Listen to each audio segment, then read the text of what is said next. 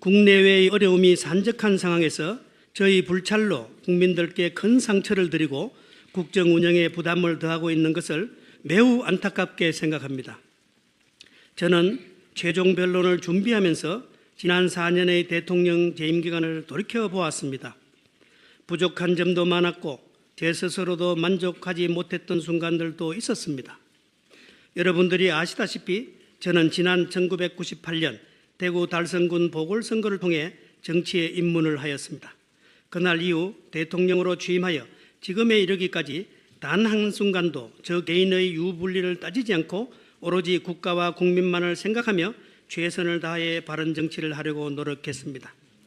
2004년 3월 한나라당의 대표 최고위원으로 당선된 후 가장 먼저 여의도 공특에 천막을 설치하고 천막으로 당사를 이전하였고 총선 이후에는 국민들께 드렸던 약속대로 당사를 매각하고 천안중앙연수원을 국가에 헌납하면서 약속에 대한 진정성을 보여드렸습니다.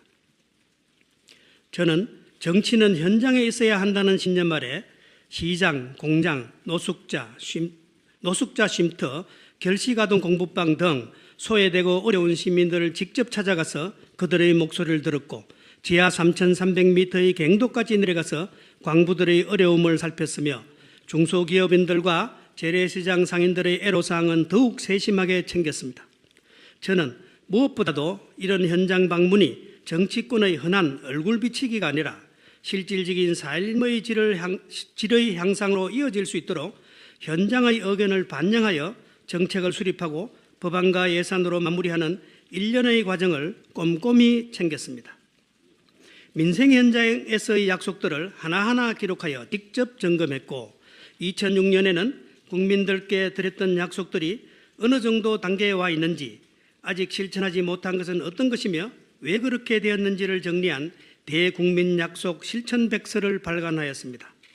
제가 이러한 약속 실천 백서를 발간했던 이유는 신뢰할 수 있는 사회와 선진국으로 인정받는 데 가장 기본이 되는 것은 얼마만큼 책임질 수 있는 약속을 했고 그것을 지키기 위해 어떠한 노력을 했는가 하는 것이라고 생각을 했었고 국민과의 약속을 실천하는 데는 협상이 아니라 노력이 필요하다는 믿음 때문이었습니다.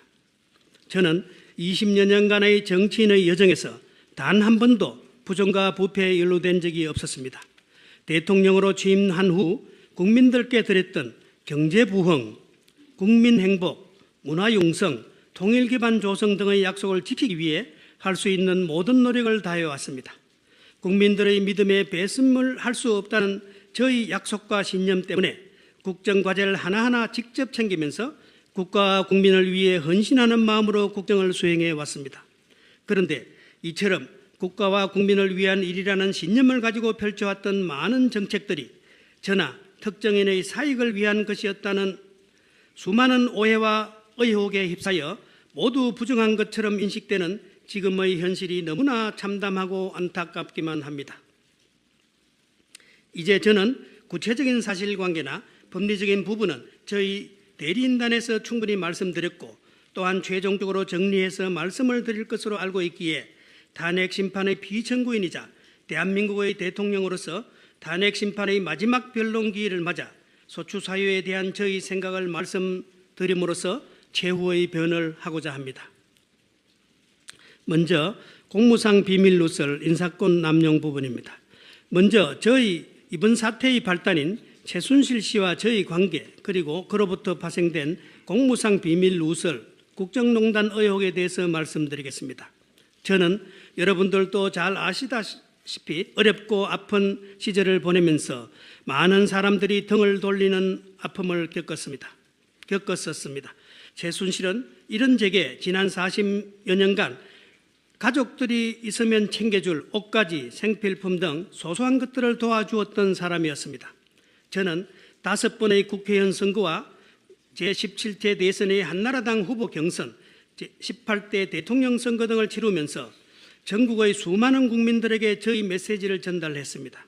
각종 연설의 중요한 포인트는 보좌진과 의논하여 작성을 하였지만 때로는 전문적인 용어나 표현으로 인해 일반 국민들의 입장에서는 말하는 사람의 진심이 제대로 전달되지 않는 경우도 가끔 경험을 했습니다. 그러한 연유로 저는 보통의 국민들이 들었을 때 이해하기 쉽고 공감할 수 있는 표현에 대해 최순실의 의견을 때로 물어본 적이 있었고 쉬운 표현에 대한 조언을 듣기도 하였습니다. 그동안 최순실은 제 주변에 있었지만 그 어떤 사심을 내비치거나 부정한 일에 일루된 적이 없었고 이로 인해 제가 최순실에 대하여 믿음을 가졌던 것인데 돌이켜 생각해 보면 저희 그러한 믿음을 경계했어야 하는데 하는 늦은 후회가 듭니다. 하지만 제가 최순실에게 국가의 정책 사항이나 인사 외교와 관련될 수 있는 많은 문건들을 전달해주고 최순실이 국정에 개입하여 농단할 수 있도록 하였다는 주장은 전혀 사실이 아닙니다. 정부의 강요나 공공기관장 등의 인선의 경우 여러 경로를 통해 책임자를 추천을 받아 체계적이고 엄격한 검증 절차를 거쳐 2, 3배수의 후보자로 압축이 되면 위 후보자들 중에서 책임자를 최종적으로 낙점을 하였습니다. 무엇보다 인사에 대한 최종 결정권자는 대통령이고 그 책임 역시 대통령의 몫입니다. 떠도는 의혹처럼 어느 한 개인이 좌우할 수 있는 문제가 아닙니다.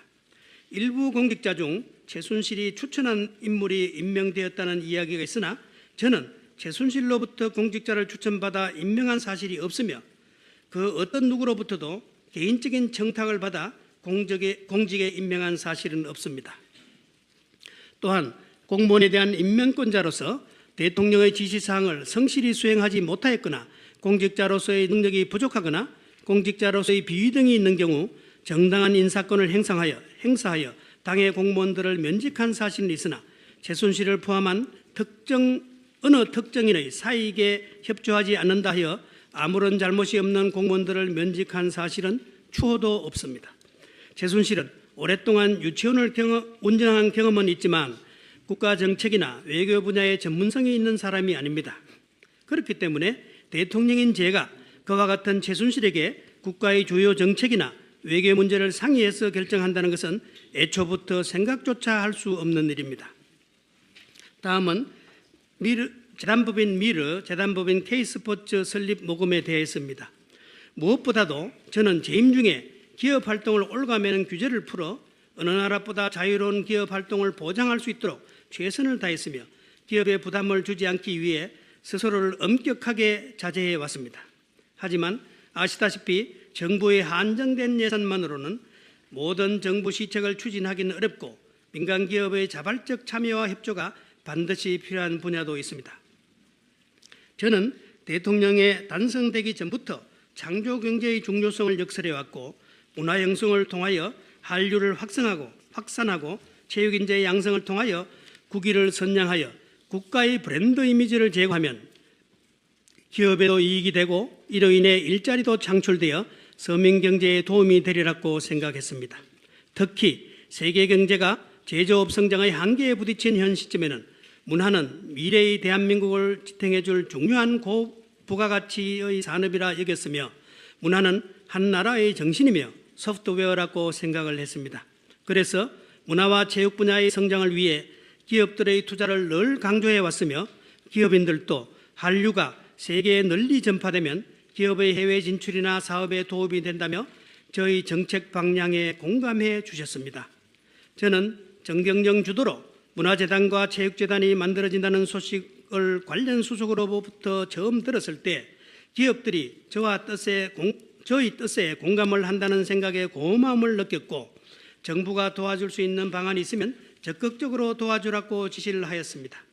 그런데 그렇게 좋은 뜻을 모아 설립한 위 재단들의 선의가 제가 믿었던 사람의 잘못으로 인해 왜곡되고 이에 적극 참여한 우리나라 유수의 기업 관계자들이 검찰과 특검에 소환되어 장시간 조사를 받고 급기야는 국가 경제를 위해 헌신해 오던 글로벌 기업의 부회장이 뇌물공여죄 등으로 구속까지 되는 것을 보면서 너무나 가슴이 아팠습니다. 대통령으로서 국가 경제를 위해 세계를 상대로 열심히 싸우고 있는 우리나라 기업들을 도와주지는 못할 망정 비난과 질시의 대상으로 추락하게 하고 기업들이 이익을 사회에 환원하고 국가 발전에 공헌한다는 차원에서 공익적 목적의 재단 부분에 기부한 것을 뇌물을 제공한 것으로 오해받게 만든 점은 너무나 안타깝습니다. 저는 그간 누누이 말씀드린 것처럼 공직에 있는 동안은 저 자신을 철저하게 관리하여 어떠한 구설도 받지 않으려 노력해왔으며 삼성그룹의 이재용 부회장은 물론 어떤 기업들로부터 국민연금이든 뭐든 부정한 청탁을 받거나 이를 들어준 바가 없고 또한 그와 관련해서 어떠한 불법적 이익도 얻은 사실이 없습니다. 다음은 중소기업 특혜 사기업 인사 관여 의혹입니다. 대통령이 특정 중소기업의 납품이나 수주를 도왔다거나 사기업의 인사에 관여했다는 의혹에 대해서 말씀드리겠습니다. 저는 20대 초반 어머님을 여의고 아버지를 도와 퍼스트레이디 역할을 대행했을 때부터 청와대에 들어온 민원을 점검하고 담당 부서들이 잘 처리하고 있는지 일일이 확인해야만 마음이 놓였으며 영세한 기업이나 어렵고 소외된 계층의 어려움을 조금이라도 들어주는 것이 국가 발전에 이바지하는 것이라고 생각을 했습니다. 저는 대통령으로 당선된 후 첫 경제 일정이 중소기업 중앙회를 방문한 것에서도 알 수 있듯이 평소에도 우수한 기술을 갖춘 중소기업들이 국내외의 제품을 납품할 수 있는 기회 한번 제대로 잡지 못하고 기술이 사장되는 것을 안타까워했었고 그럴 때마다 합법적인 범위 내에서 지원할 수 있는 방안을 찾도록 관련 부서에 요청하였습니다. 대통령이 귀찮아하지 않고 우수한 기업들의 애로사항을 적극적으로 해결해 주는 것이 올바른 국정수행이라고 생각했습니다. 대기업과 달리 중소기업은 우수한 기술력을 가지고 있음에도 불구하고 납품 카르텔이라는 장벽에 막혀 판로를 확보하지 못하여 힘들게 축적하고 발전시켜온 소중한 기술들이 사장되고 회사 역시 많은 어려움을 겪고 있다는 이야기를 전해 들으면서 많은 안타까움을 느꼈고 이에 대통령으로서 국정을 수행하면서 현장을 방문할 때마다 중소기업들의 민원 내지 이를 지원해야 한다는 건의가 있을 때마다 이를 귀찮아하지 않고 작은 부분이라도 챙겨줘야 한다는 것이 대통령의 당연한 의무라고 생각하고 관련 부서에 합법적인 범위 내에서 이를 지원할 방안을 찾도록 지시를 하였던 것입니다. 이는 결코 누군가의 부정한 청탁을 위해서 또는 누군가의 개인적인 이권이나 이익을 주기 위한 것이 아니었습니다. 최순실이 제게 소개했던 KD코퍼레이션이라는 회사의 자료도 이러한 중소기업의 애로사항을 도와주려고 했던 연장선에서 판로를 알아봐 주라고 관련 수석에게 전달을 하였던 것이며 위 회사가 최순실의 지인이 경영한 회사이고 최순실이 이와 관련하여 금품을 받은 사실은 전혀 알지도 못했으며 상상조차 하지 못했습니다.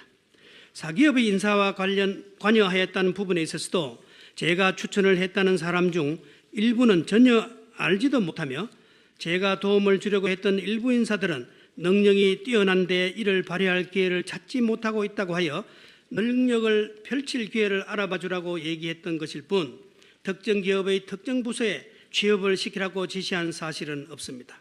다음은 언론 자유 침해 부분입니다. 2014년 11월경 세계일보에서 정윤회 국정 개입은 사실이라는 제목의 기사를 보도하였고 이후 그 근거로 청와대에서 작성된 감찰 보고서를 공개하였습니다. 이 보도 이후에 저는 같은 해 12월 초순경 주재한 수석 비서관 회의에서 기초적인 사실 확인조차 하지 않은 채 외부로 문건을 유출하게 된 것은 국기문란이라는 취지로 발언한 사실이 있습니다. 이는 당시 청와대의 비밀 문건이 외부로 유출되어 보도되는 상황이 발생한다는 것은 공직기관 차원에서 큰 문제라는 인식하에 이에 대한 철저한 진상규명을 촉구하는 취지였을 뿐 세계일보에 보도 자체를 요구하거나 언론 자유를 침해할 의도가 있었던 것은 아닙니다.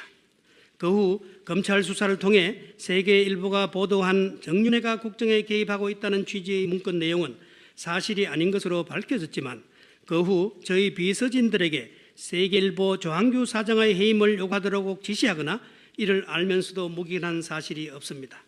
다음은 세월호 침몰 사고에 대해서입니다. 세월호 침몰 사고 당일 저는 관저의 집무실에서 국가안보실과 정무수석실로부터 사고 상황을 지속적으로 보고를 받았고 국가안보실장과 해경청장에게 생존자 구조에 최선을 다하고 인명피해가 발생하지 않도록 하라고 수회에 걸쳐 지시를 하였습니다.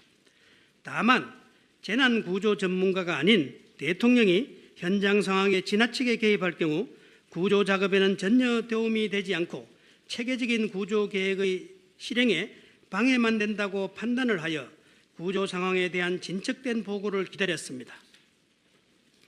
전원구조라는 연이은 언론의 보도 및 관련 부서로부터 받은 통계 오류가 있다는 보고로 인해 당시 상황이 종료된 것으로 판단을 하였다가 전원구조라는 보도가 오보이고 피해 상황이 심각하다는 정정 보고를 받은 후에는 즉시 중대본 방문을 지시하였고 관계 공무원들에게 단 한 명의 생존 가능성도 포기하지 말고 동원 가능한 모든 인력과 장비를 동원하여 보다 세밀한 수색과 구조에 최선을 다하고 피해 가족들에게 도움이 될 조치라면 조금도 망설이지 말고 적극 협조하여 사고 현장의 가족들이 불편을 겪지 않도록 살펴달라고 지시하는 등 구조와 사고 수습에 최선을 다할 것을 독려하였습니다.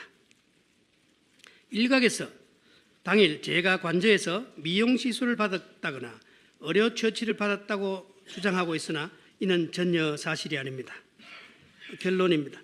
저는 정치인으로서 지켜야 할 가치 중 가장 중요한 것은 국민과 한 약속을 지키는 것이라고 믿고 살아왔습니다. 대통령으로 취임한 그날부터 국민과의 약속을 실천하기 위해 저희 모든 시간과 노력을 쏟아 일해왔습니다.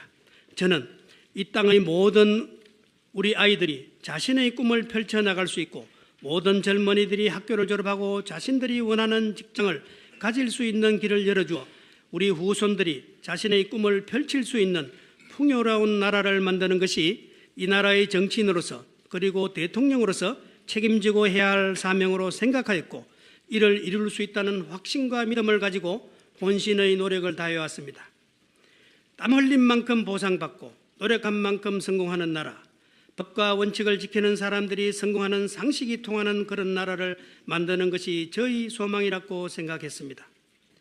돌아보면 대한민국의 대통령으로서 제게 주어진 소명을 수행하기 위해 보낸 지난 시간들은 국민과의 약속을 실천하는 시간들이었고 그 과정에서 아쉬움도 많았지만 국민 여러분들과 함께 할 수 있어서 참으로 행복했습니다.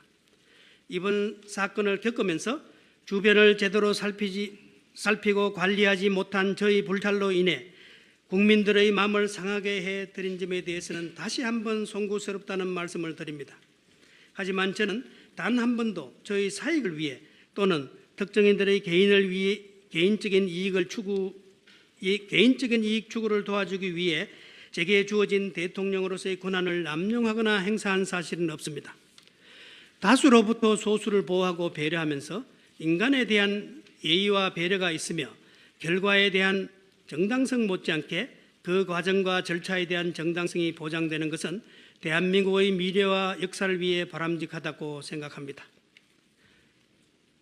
저는 앞으로 어떤 상황이 오든 소중한 우리 대한민국과 국민들을 위해 갈라진 국민들의 마음을 모아 지금의 혼란을 조속히 극복하는 일에 최선을 다해 나가겠습니다.